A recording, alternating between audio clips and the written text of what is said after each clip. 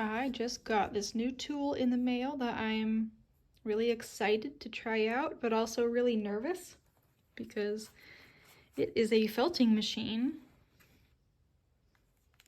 And these needles are very sharp. And if you've never done needle felting before, stabbing yourself with a needle is, it's something that happens and it really hurts because they're really sharp and thin.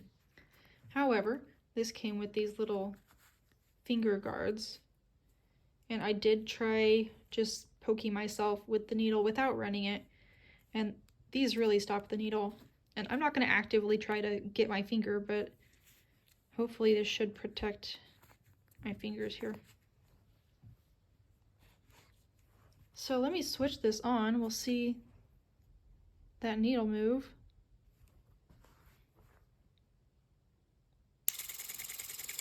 Ooh, that's a little scary. You can adjust the speed a little bit. I think I can go a little bit lower. That's about the low end.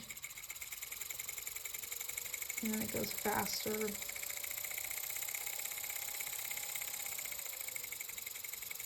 So yeah, I'm kind of nervous, but I'm gonna try it out. I have some core wool here, and first I'm just gonna poke into the wool and see what it feels like on a lower, slower setting.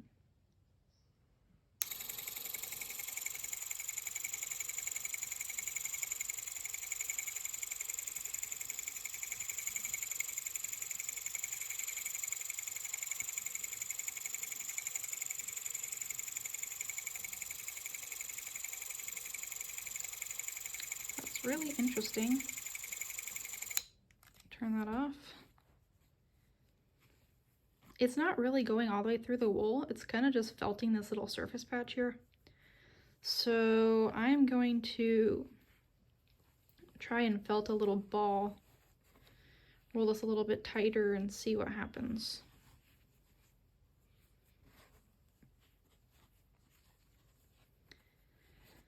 Okay, so I'm gonna hold it with my protected fingers, keep the other fingers away.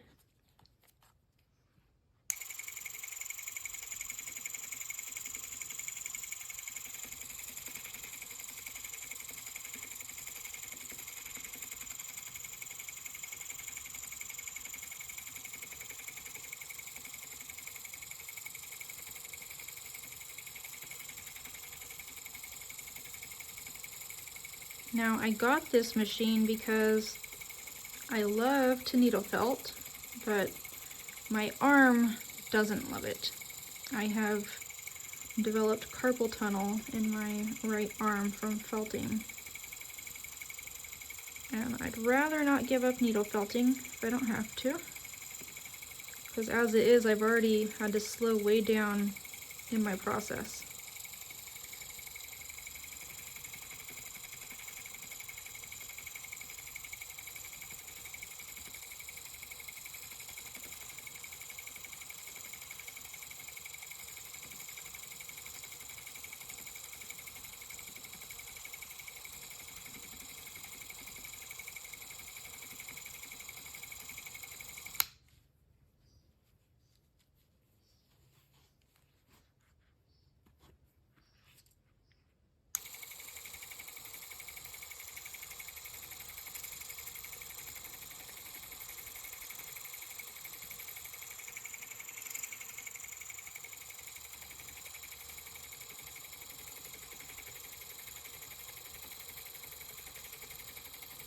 This is definitely faster than I would be able to felt by hand.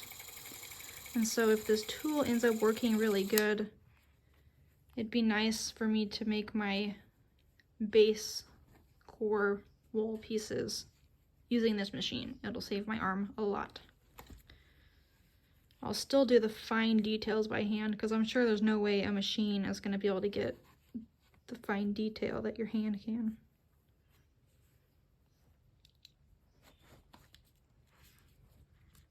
This thing's not too heavy. It's a little awkward, and I'm trying to figure out my hands are kind of sweaty because I'm nervous, so it's wanting to slip. I might apply some kind of grip on here so I don't have that problem so much.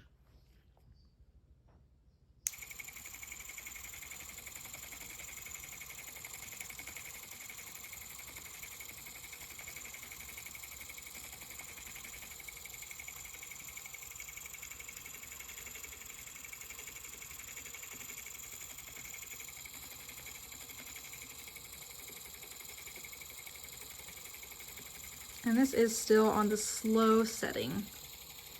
It can go faster than this, but I'm not sure if I'm ready for that.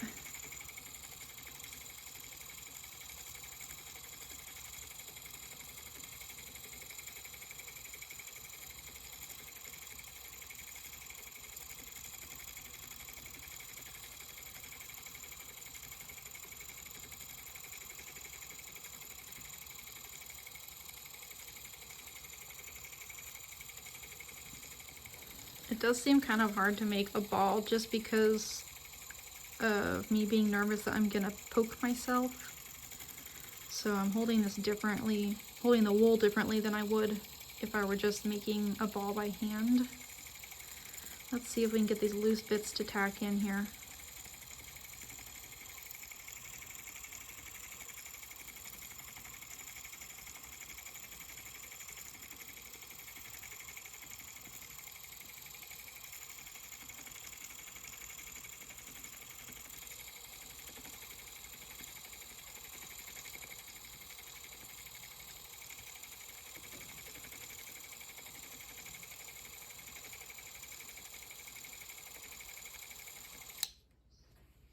Turning out more egg shape than anything. And what I notice is, felt it on the outside, but it's really squishy still. It's not very firm on the inside. And I think that what's happening is the barbs are not really going through very far to felt very tightly. So maybe if I don't know. I think I'll try to see if I can get the needle to go further in. Hold this a little closer to the wool. It seems to have a lot of bounce back if you try and push it in further.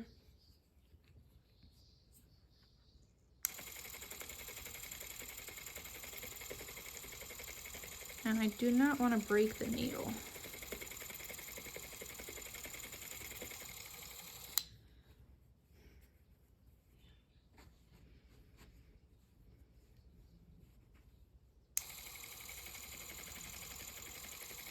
I'm sure it'll just take some experimentation, and I might have to start my core wool piece by hand to get the inside denser and then add layers and felt down with this machine.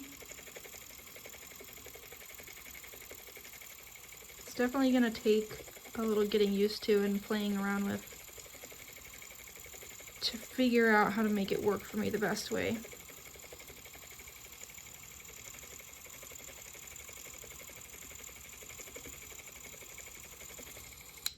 Now this is a medium gauge needle, so it might work better with a heavier gauge. Let me try that. I'm going to unplug it before switching the needle. And then here, the needle comes through and it hooks on right here. And if you pull back on this little piece here, you can see where the needle goes in. So you just press down here, if I can get it to work. Should be able to just, oh, you have to pull the needle back more, I guess. Press down.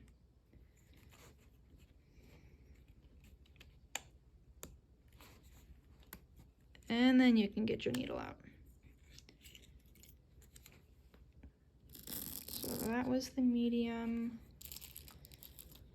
Let's try a heavy gauge.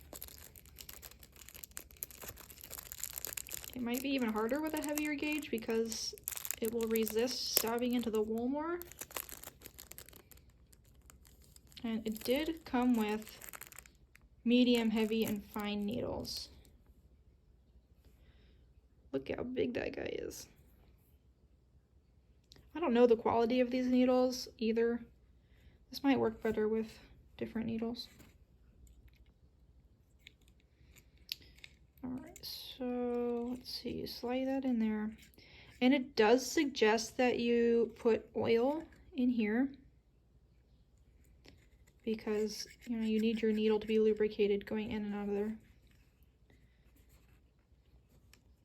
Okay, putting the needle in I found was kind of tricky. But I did discover you can push this down a little bit, which allows you to get that little handle notch in there. And then you want to slide that plastic piece forward and it just locks that needle in there. So there is my heavy gauge needle. Let's plug this thing back in. And put the finger protectors back on.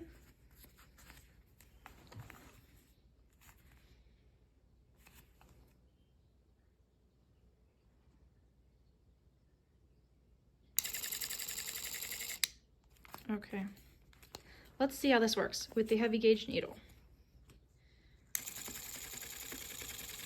Wow, yeah, there's a lot more resistance and bounce back with the heavy needle if you try pushing it in too far. So if you keep it to where just the tip of the needle is going in the wool, it's not too bad.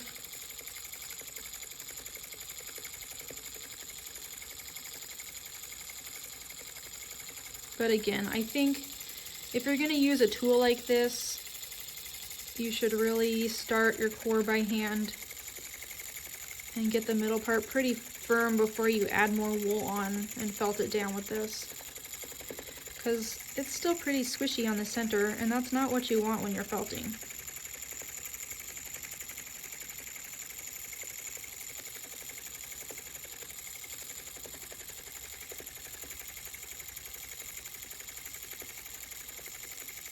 Doesn't even really seem like it's doing much, honestly.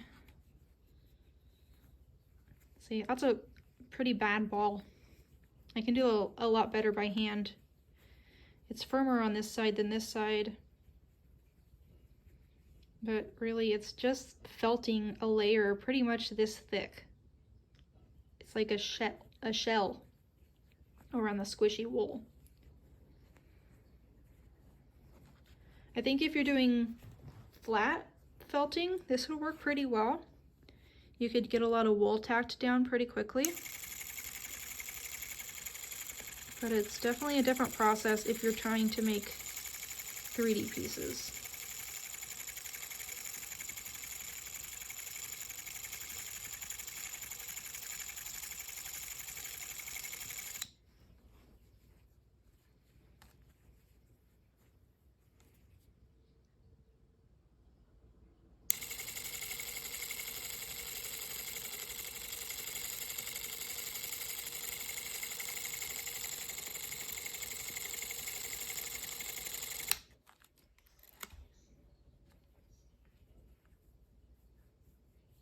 Very, very squishy.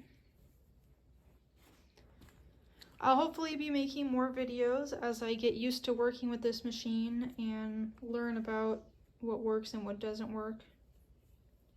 And until then, hope everyone's having a good day.